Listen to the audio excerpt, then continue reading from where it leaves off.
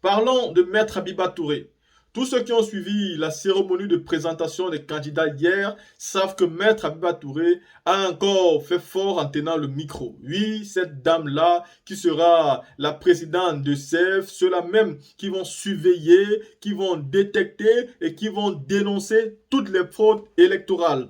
Oui, habituellement, nous savons qu'en Afrique, les élections sont synonymes de fraude. Quand on parle d'élections, tout le monde pense directement à la guerre, aux tensions, à la mort. Et donc le président Laurent Gbagbo a donc réfléchi. Et il a décidé d'installer SAFE. SAFE qui sera là pour protéger, pour sauvegarder, mais surtout pour regarder, pour dénoncer et pour détecter. Donc vous regardez, vous détectez et vous dénoncez toutes les fraudes. À travers ça, Maître Abiba Touré nous a expliqué comment cela va pouvoir se faire. Oui, la team, vous allez savoir comment va pouvoir se faire parce qu'il y a beaucoup de personnes qui ont regardé hier juste le discours du président Laurent Gbagbo, mais qui ne savent pas qu'ils ont raté d'autres choses qui se sont passées avant le discours de Laurent Gbagbo et je peux les comprendre parce que souvent ce sont de longues vidéos qui font de 2 heures, 3 heures et c'est pas souvent évident pour tout le monde de les voir. Voilà, c'est pourquoi nous sommes là. Nous entrecoupons des petites parties importantes et nous partageons avec vous. La team, écoutons ici ensemble Maître Abiba Touré et dites-moi ce que vous pensez en commentaire. Écoutez-la.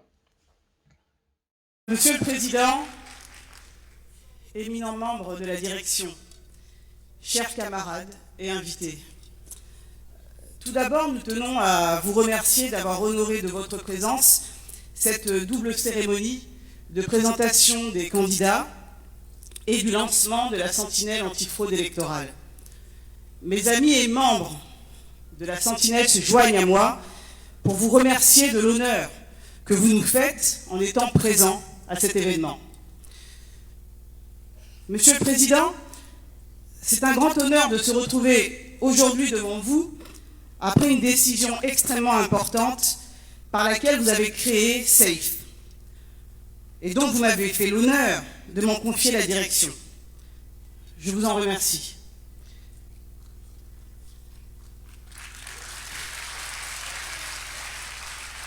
Monsieur le Président, lorsque vous avez, avec vos camarades, créé le PPACI, vous nous aviez indiqué que si nous étions parvenus à conquérir le multipartisme, il nous restait encore beaucoup à faire. Il nous restait encore à conquérir la démocratie, notamment. La démocratie n'est pas un vain mot à vos yeux, car cela constitue l'essence même de votre combat. Vous avez toujours considéré que la démocratie est une nécessité impérieuse pour nos États africains. Et cela non pas pour singer l'Occident, mais pour nous garantir la paix. Monsieur le Président, vous n'avez cessé de nous répéter que la démocratie, c'est notamment le fait d'accepter de ne pas être d'accord. C'est d'accepter d'avoir des idées, des opinions divergentes, sans considérer l'autre comme un ennemi à abattre. La démocratie, c'est d'accepter l'idée même de ne pas être d'accord, tout en permettant que le choix du plus grand nombre s'impose à tous. Parce qu'une démocratie ne s'impose pas à coups de bombes ou de rébellions. Vous nous avez enseigné la nécessité de savoir écouter pour mieux convaincre le peuple. Pour ce faire, les élections sont l'une des formes de l'expression de la démocratie. Et après les joutes oratoires, on laisse le peuple voter et décider. On peut ne pas être d'accord avec le choix du peuple, mais sa décision est souveraine. Le choix du peuple doit pouvoir s'imposer à tous dans la paix. Pourtant, Monsieur le Président, vous avez fait l'amer constat que les élections en Afrique, et plus précisément ici en Côte d'Ivoire, sont souvent synonymes de tensions, de crises, voire même de guerre. Vous avez pu constater que les contentieux pré- et post-électoraux aboutissaient presque toujours à des crises politiques qui mettaient à mal la cohésion nationale. Le caractère chronique des crises politiques lors de chaque élection a fini par vous convaincre qu'il n'y a pas de paix en Côte d'Ivoire. L'absence de guerre n'est effectivement pas la paix, et la montée des tensions à chaque échéance électorale ne cesse de nous le rappeler. Néanmoins, Monsieur le Président, vous refusez catégoriquement d'accepter cet état de fait comme une fatalité. et pour résoudre le problème des crises politiques à répétition lors des échéances électorales, vous avez identifié l'un des maux qui ronge notre pays.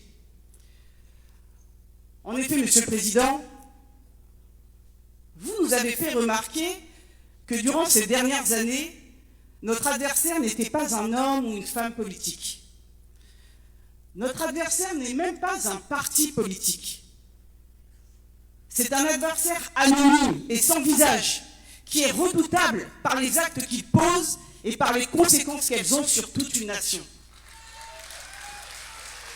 Notre réel adversaire est la fraude électorale. Travestie en un processus électoral, la fraude vole le peuple de la pire des manières.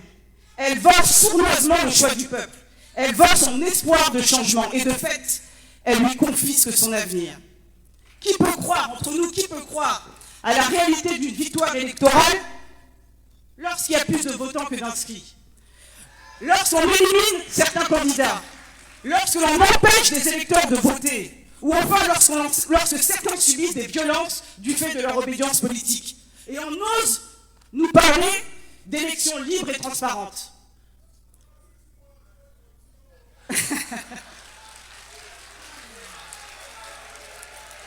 Il est vrai, Monsieur le Président, qu'un certain nombre d'élus, ou plutôt de mal élus, ont montré une grande créativité dans la pratique de la fraude électorale. Ils ont utilisé toutes les astuces du métier, depuis les votes multiples jusqu'à la suppression des votes de leurs opposants, voire même la suppression de leurs opposants sur la liste électorale, ou encore la disparition des urnes, en passant par l'achat des voix et la manipulation des résultats. C'est de véritables génies du crime électoral que nous avons pu découvrir ces dernières années.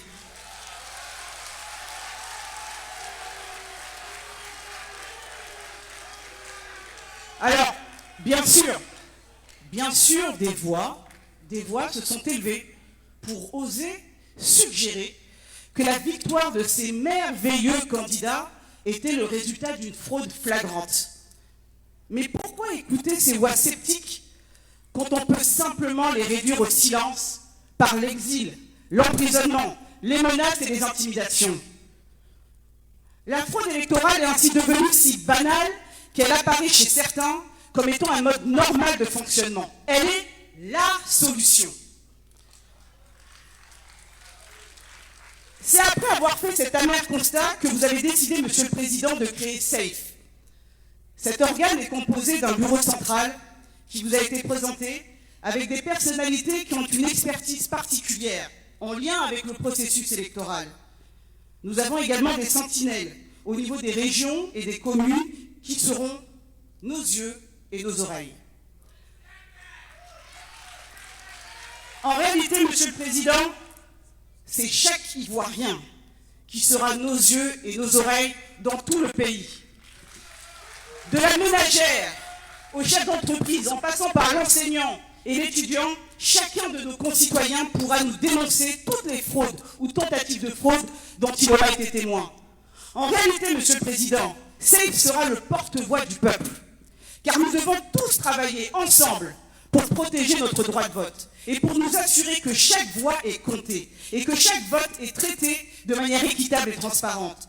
Cela signifie que nous devons être vigilants et dénoncer toute activité suspecte ou toute tentative de fraude électorale.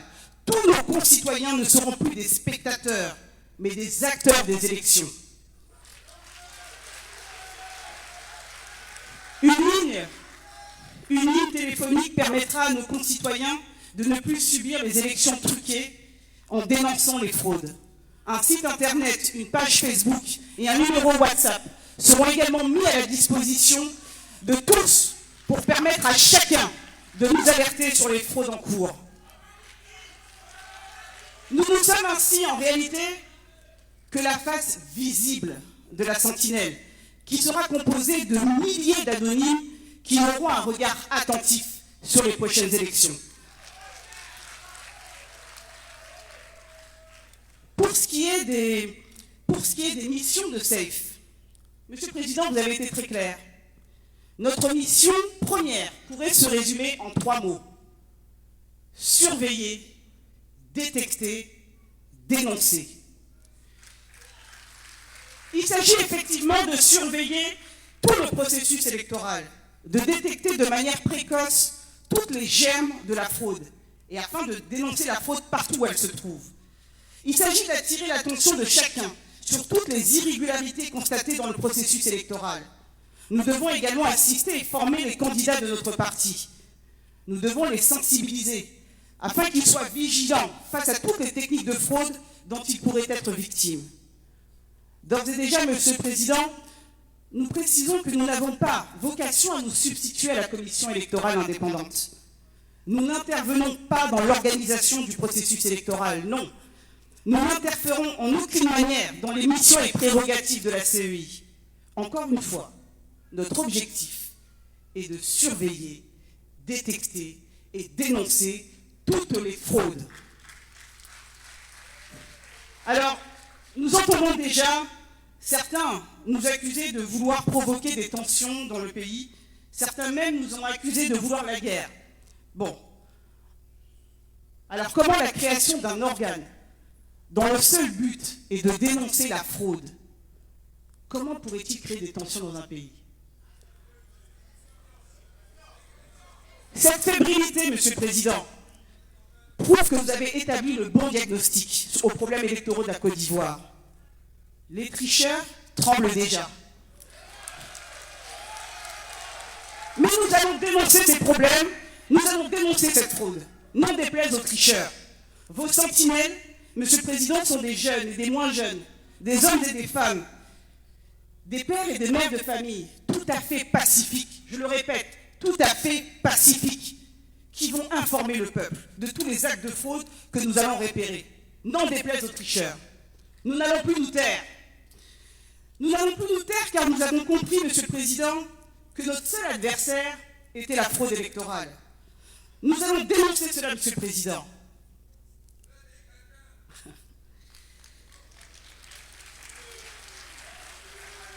Monsieur le Président, les différentes techniques de fraude électorale nous montrent que tout ne se joue pas le jour des élections. Bien des choses se jouent avant. En effet, à l'heure où je vous parle, beaucoup de choses se jouent. Beaucoup de choses sont faites. Et des bruits courent. Des bruits courent déjà. Nous entendons déjà qu'alors que, et nous l'avons vu, vous étiez partis vous inscrire sur la liste électorale en fin d'année dernière, certains tenteraient aujourd'hui d'effacer votre inscription en retirant de nouveau votre nom de la liste électorale.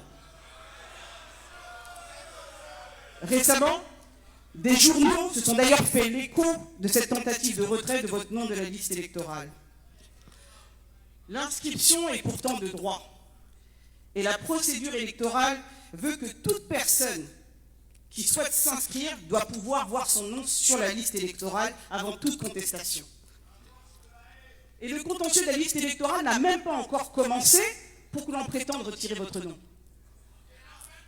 C'est au peuple, et au peuple seul, de choisir ses élus.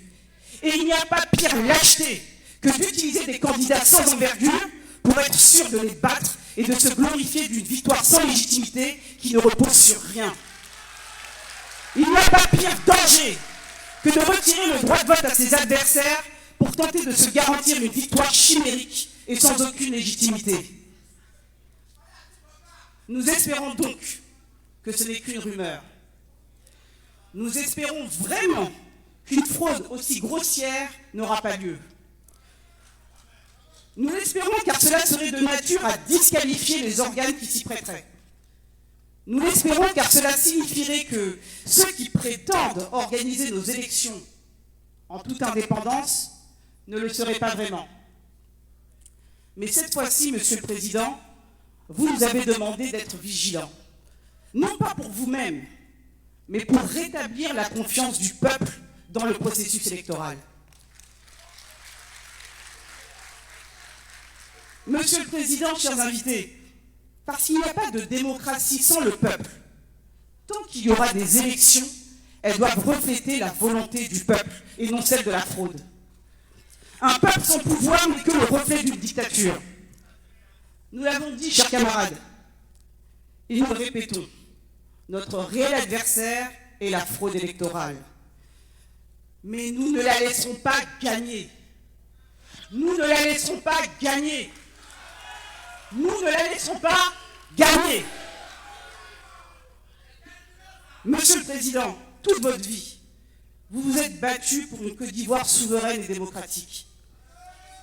Vous n'avez jamais cessé de nous faire comprendre que notre droit de vote est précieux et qu'il doit être protégé. Lors de la fête de la Renaissance, il y a quelques semaines à peine, vous nous avez encore rappelé qu'on n'a rien sans combat. Nous devons donc tous faire notre part pour lutter contre la fraude électorale et pour garantir que chaque vote compte, que chaque citoyen compte. Nous devons nous unir, nous tenir debout et dire que nous n'allons plus tolérer la fraude électorale. Car notre démocratie, la paix dans notre pays et notre avenir en dépendent. Le philosophe anglais Thomas Hobbes disait que la fraude et la force sont les deux armes principales des hommes en guerre. En ce qui nous concerne, nous les enfants de Gbagbo, les seules armes dont nous disposons est notre parole et notre conviction. Ce sont nos seules armes. Convaincus, nous le sommes. Nous allons donc parler, encore et encore. Nous allons dénoncer, encore et encore. Et si Dieu le veut, nous allons gagner. Je vous remercie.